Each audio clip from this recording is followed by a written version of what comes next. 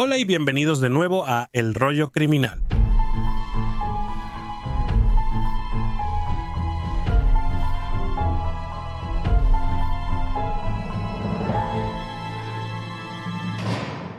El caso de hoy es un ejemplo trágico de una mujer mayor que estaba luchando por llegar a fin de mes y decidió complementar sus ingresos alquilando habitaciones en su casa. Con resultados catastróficos, Anita Cohen era una mujer independiente que siempre había querido tener su propia casa después de años de vivir rentando.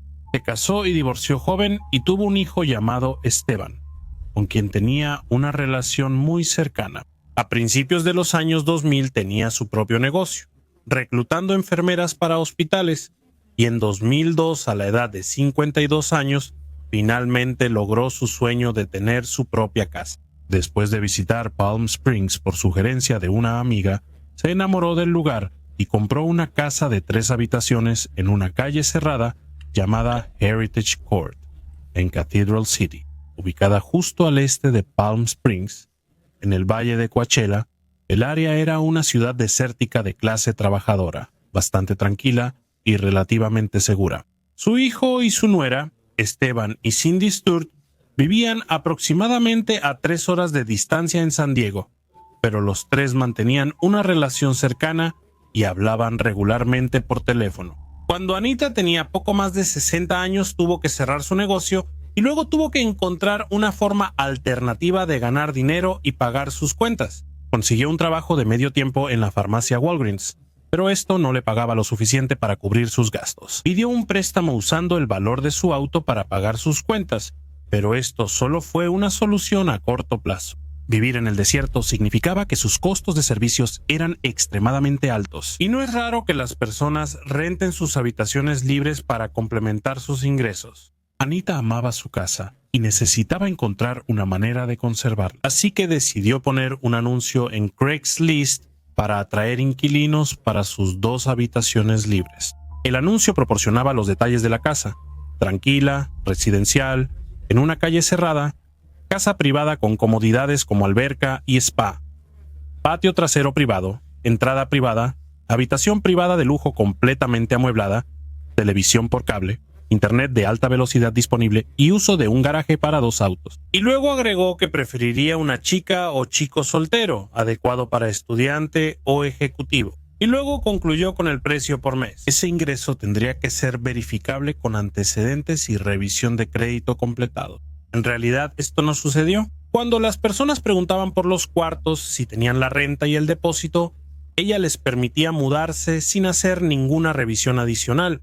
Su hijo, Esteban, le pedía que investigara a los posibles inquilinos antes de que vinieran a vivir con ella, pero nunca lo hacía, principalmente por los costos que implicaba realizar verificaciones de antecedentes. Esto funcionó hasta cierto punto, y Anita tuvo una serie de inquilinos, algunos de los cuales estaban bien, pero otros le causaron problemas con tantos inquilinos entrando y saliendo. La policía era llamada con frecuencia a incidentes en su casa. Algunos inquilinos llegaban y luego se negaban a pagar la renta o se comían toda su comida. En varias ocasiones, Anita llamaba a la policía para que la ayudaran a sacar a los inquilinos, y los oficiales tenían que explicarle el proceso legal sobre cómo podía desalojar a estas personas de su casa. Uno de sus inquilinos más antiguos era un hombre llamado Darryl Hatfield. Darryl se mudó a la casa de Anita cuando estaba pasando por un divorcio y le gustaba vivir ahí. Recuerda que la casa estaba impecable, pero él solía quedarse en su cuarto y solo veía a Anita de pasada durante su tiempo en la casa de Anita. Varias otras personas rentaron la otra habitación disponible al menos en una ocasión. Darryl tuvo que intervenir entre Anita y otro inquilino que estaba siendo irrespetuoso con ella en su propia casa.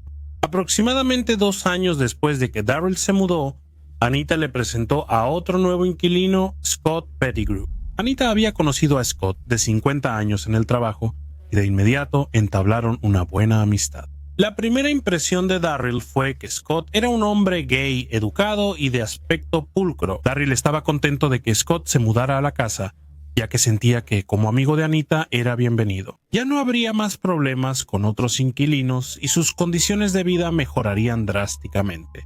Sin embargo, nada podría estar más lejos de la verdad. Tanto Anita como Darryl desconocían que Scott tenía un historial de comportamientos perturbadores abusivos y violentos hacia otros compañeros de cuarto y parejas.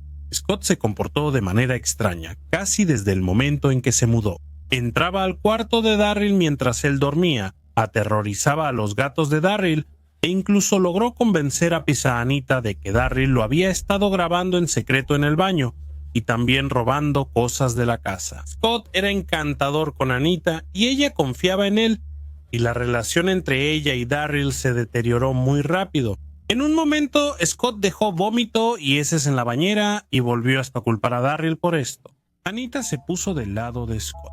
Darryl comenzó a buscar un nuevo lugar para quedarse en un periodo de solo 2 semanas. Tuvo que llamar a la policía 5 veces para poder entrar a la casa, ya que lo habían dejado fuera. En marzo de 2016, el mes después de que Scott se mudó, Darryl salió de la ciudad por un par de días. Cuando regresó tarde el domingo por la noche, una vez más lo habían dejado fuera de la casa. Llamó a la policía, quienes le dijeron que esperara ahí mismo y que ellos irían para ayudarlo. Darryl pensó que esto era extraño y cuando llegó la policía, lo esposaron y se lo llevaron a la estación de policía. Fue acusado de varios delitos graves, incluyendo abuso a personas mayores y daños a la propiedad. Según tanto Scott como Anita, Darryl había estado actuando de manera loca, amenazándolos, persiguiéndolos y había empujado a Anita. Darryl se sorprendió y negó lo que no podía pagar. La fianza, que se fijó en $150,000, y fue puesto en custodia. En menos de un mes de que Darryl estuvo fuera de escena, la amistad entre Scott y Anita estaba en ruinas. Scott había perdido su trabajo en Walgreens y dejó de pagar la renta. Empezó a tomar abiertamente la comida y las pertenencias de Anita. Dejó que sus 2 perros orinaran y defecaran dentro de la casa. Bebía en exceso y se volvió agresivo con Anita. El hijo de Anita, Esteban, se sintió muy incómodo con la situación e intentó que su madre se mudara con él y Cindy. Sin embargo, Anita amaba su casa y se negó a dejarla en manos de este hombre que la estaba aterrorizando. No sabía qué hacer, se sentía prisionera en su casa, una casa por la que había trabajado tan duro para comprar y que ahora estaba siendo destruida poco a poco por una persona que ella creía que era su amiga. Anita empezó a acumular sus cosas en su habitación y le puso un candado a la puerta el 31 de mayo. Una vecina recordó haber escuchado a Scott gritarle y gritarle a Anita, diciéndole que se arrepentiría del día en que nació. Si algo le pasaba a sus perros, otro vecino escuchó a Scott gritar y gritar mientras buscaba a su perro, llamando a Anita una maldita perra. Anita admitió a su hijo que ella y Scott habían mentido sobre Darryl para sacarlo de la casa. Scott convenció a Anita de que era Darryl quien estaba causando los problemas en su casa, y ahora, al darse cuenta de su error, fue a la policía y les dijo la verdad. Después de 100 días en la cárcel, Darryl fue liberado a principios de junio de 2016. Acompañado por un oficial de policía, Darryl fue a la casa para recuperar sus pertenencias. Anita lo ayudó a encontrar sus cosas en el garaje y parecía molesta por lo ocurrido. Mientras tanto, Scott le dijo a Darryl que Anita había hecho que sacrificaran a sus gatos. Los gatos significaban todo para Darryl, pero parecería poco probable que Anita tuviera algo que ver con esto, ya que ella era una gran amante de los animales. Esteban y Cindy creen que fue Scott quien hizo que durmieran a los animales. Sin saber qué más hacer, Anita recurrió a los tribunales para lograr que Scott fuera desalojado de su casa y presentó la documentación necesaria. Ella le escribió al juez sobre cómo sus cosas desaparecían, que los perros de él ensuciaban la casa y afirmó que la estaban aterrorizando todos los días. En mi propia casa. Ella detalló cómo Scott siempre estaba gritando y chillando y agregó que necesito ayuda. Necesito una orden de restricción. Él está destruyendo mi casa. Ella detalló cómo él la acusó enojado y falsamente de haber dejado salir a sus perros. De verdad creo que él creó este incidente para alterarme aún más, diciendo que estaba gritando como un loco, que todo el vecindario podía escucharlo.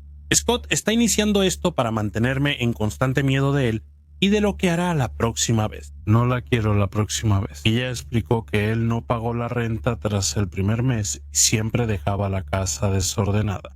Ella lo acusó de tirar su basura en el fregadero, vomitar en el baño sin limpiarlo, además de echarle agua a su computadora y cortar las baterías de los teléfonos de su casa. Anita solicitó que se le ordenara a Scott mantenerse a 100 yardas de distancia de ella y que no se le permitiera contactarla de ninguna manera. La solicitud fue revisada por el juez James A. Cox de la Corte Superior del Condado de Riverside y fue concedida parcialmente y denegada parcialmente. El juez concedió una orden para que el perro fuera retirado de la casa de inmediato porque no hubo violencia física real contra Anita. Ordenó a Scott que se mantuviera a 5 yardas de distancia de ella en todo momento, pero no exigió que Scott se mudara de la residencia. Se le permitió permanecer en la casa, pero tenía que mantener su distancia hasta una audiencia adicional en la corte que estaba programada para 2 semanas después. Y la intención de la audiencia era establecer una solución permanente en curso. Aún muy preocupado por su madre, Esteban le aconsejó que consiguiera una grabadora para documentar cualquier incidente en el que Scott se pusiera abusivo y amenazante. Así podría mostrarle a la corte lo malas que eran sus condiciones de vida. El 14 de junio de 2016, Anita sabía que Scott iba a recibir la orden de sacar a sus perros de la casa. Ese día decidió mantenerse alejada de la casa el mayor tiempo posible, ya que tenía miedo de cómo reaccionaría Scott ante la situación. Regresó a casa alrededor de las 6 de la tarde solo para descubrir que todas sus puertas estaban cerradas con llave y no podía entrar. Llamó a la policía, quienes acudieron a su casa para ayudarla a entrar. Una vez dentro, Anita llamó a su nuera Cindy y le dijo que Scott había sido notificado mientras ella estaba en el trabajo. Se podía escuchar que él gritaba, chillaba y arrojaba cosas en el fondo de la llamada. Cindy estaba increíblemente preocupada por Anita y le dijo a Esteban que pensaba que necesitaban ir a la casa de Anita lo antes posible. Esteban llamó a su madre y le dijo que ya iban en camino y que irían allá para conseguirte una habitación de hotel. Y vamos a tratar de encontrar la manera de sacarlo, pagarle o hacer lo que sea necesario. Durante la llamada, Esteban podía escuchar gritos y vidrios rompiéndose de fondo. Le dijo a su madre que empezara a grabar lo que estaba pasando, y ella lo hizo. Luego, la línea se cortó. Durante el camino a Palm Springs, Esteban y Cindy intentaron llamar a Anita varias veces, pero no hubo respuesta. Llamaron a la policía y les pidieron que hicieran un control de bienestar. Cuando Esteban y Cindy llegaron al callejón sin salida de Anita, estaba lleno de patrullas y oficiales de policía.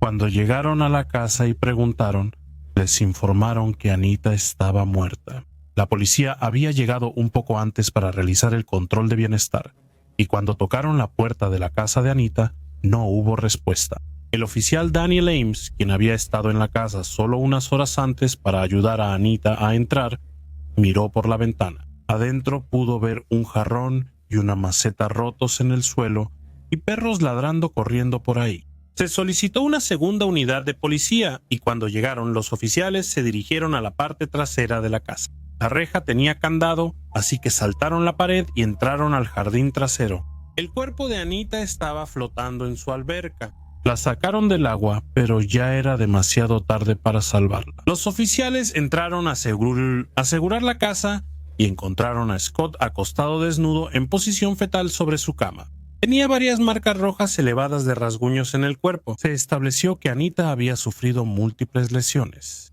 Había sido brutalmente golpeada en la cara, la cabeza, los brazos y el torso, y varios mechones de su cabello habían sido arrancados de su cabeza. Después de todo eso, la arrojaron a la alberca. La casa estaba llena de vidrios rotos y marcos de fotos, y había marcas de sangre arrastrada fuera de la puerta, que llevaban al jardín trasero. Scott fue esposado y al preguntarle por Anita, dijo que Darryl era su otro compañero de cuarto a quien temían. Scott dijo que le preocupaba que Darryl le hubiera hecho algo a Neonsa. Cuando Darryl se enteró de lo que había pasado, se dio cuenta de que podría ser considerado un sospechoso. Él se entregó y proporcionó un recibo del hospital donde estaba siendo atendido. En el momento en que ocurrió el asesinato, él fue descartado de tener cualquier implicación en la muerte de Anita. La grabadora digital de Anita fue encontrada junto a las puertas francesas en su casa. La marca digital del archivo mostró que la grabación se hizo la noche del asesinato. Se puede escuchar a Anita gritando: «Aléjate de mí ahora. ¿Vas a empezar a golpear a una anciana? ¡Lárgate de aquí!», mientras que se puede oír a Scott gritando y lanzándole insultos. Durante una entrevista con Scott, la policía se centró en los eventos del día del asesinato y cuando llegaron al momento de la pelea. Scott pidió a su abogado, luego después de enterarse de la grabación de audio, dijo que quería la pena de muerte. Scott fue acusado y detenido en el Centro Correccional Larry D. Smith en Banning, en lugar de una fianza de $1 millón el 17 de junio de 2016. Él se declaró no culpable y cuando el caso fue a juicio más tarde mantuvo su inocencia. Las pruebas toxicológicas realizadas la mañana después del asesinato mostraron que él había estado bebiendo en el momento del ataque. Sus abogados argumentarían que él estaba en un estado emocional esa noche y que no premeditó el asesinato. Las pruebas mostraron que él se acercó a Anita en la cocina, donde inició la discusión y comenzó a arrojar objetos por la casa. Luego siguió un ataque prolongado que abarcó todo el interior de la casa y se extendió hasta el patio trasero. El 29 de agosto de 2019, Scott fue declarado culpable de asesinato en primer grado, abuso de personas mayores y violación de una orden de protección. Más tarde fue sentenciado a 25 años a cadena perpetua en prisión. Apeló su sentencia argumentando que, aunque no negó haber matado a Anita, sostuvo que lo hizo en un arranque de ira, en lugar de ser premeditado, y por lo tanto el veredicto debería ser de asesinato en segundo grado. En el juicio se demostró que hubo varias etapas en el ataque, utilizando múltiples armas, golpeando a Anita con un objeto contundente, arrancándole el cabello, estrangulándola con las manos, arrastrándola hasta la alberca, dejándola ahí, donde se ahogó. Y así el ataque ocurrió durante un periodo suficientemente prolongado como para permitirle al acusado reflexionar sobre sus acciones. Su defensa argumentó que el asesinato ocurrió en una explosión repentina de violencia, producto de una furia provocada por la embriaguez. Su condena y sentencia fueron confirmadas. Scott permanece en prisión y será elegible para libertad condicional en 2033. Eso concluye la historia de hoy sobre Anita Cohen. Por favor, suscríbete si eres nuevo en el canal y deja tus comentarios aquí abajo. Es hora de crímenes menores, ahora. Taz Garner, quien creo que es de Tasmania, Australia, quiere que conozcas a Daisy, de 10 meses. Ella es una cachorra de acogida y una verdadera pequeña terrorista, cuya visión de la vida y lema es no le importa nada. Dado que siempre está practicando sus habilidades de robo, si algo está a su alcance, se lo lleva. Entre los objetos robados están una bata de dormir recuperada, un suéter favorito no hallado y un sombrero. Sí, este sombrero de hecho ya está hecho trizas. Si no quiere caminar con su correa, simplemente se acuesta y se niega a moverse. Daisy parece que va a tener una carrera delictiva de por vida.